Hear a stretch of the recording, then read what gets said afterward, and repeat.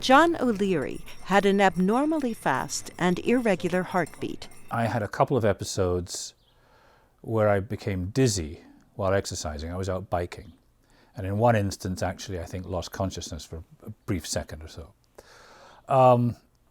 I thought it was probably just dehydration, heat, what have you. It wasn't. When the heart beats too fast, the pumping chambers can't pump oxygen-rich blood to the lungs and the brain, and this can lead to sudden death. Implantable defibrillators prevent this from happening. O'Leary now has a cardioverter defibrillator, an ICD, implanted in his heart. It's a combination pacemaker and defibrillator. A sensing wire called a lead runs from the battery into his heart. If it senses that his heart is out of rhythm, it sends a signal back to the ICD, and if there's any danger, the device sends an electrical signal to shock the heart back into a normal rhythm.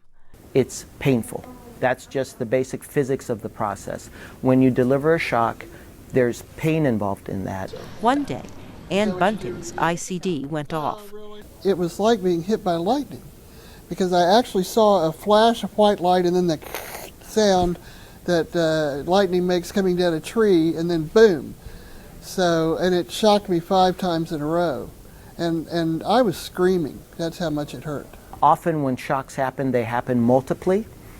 There's many in a row. You can have half a dozen shocks in a row, and that's typically because the underlying cause has not been immediately reversed. It happened to O'Leary in a parking lot. I thought I'd walked into a lamppost, which I knew was impossible. I was momentarily stunned, and then I saw a flash of light, which must have been the electrical discharge, and then I realized what had happened. O'Leary didn't have any pain, but he looks on his ICD as a kind of life insurance. Scientists are working on developing a new device that can shock the heart back into rhythm, but without pain or feeling like you've just walked into a lamppost. Carol Pearson, VOA News.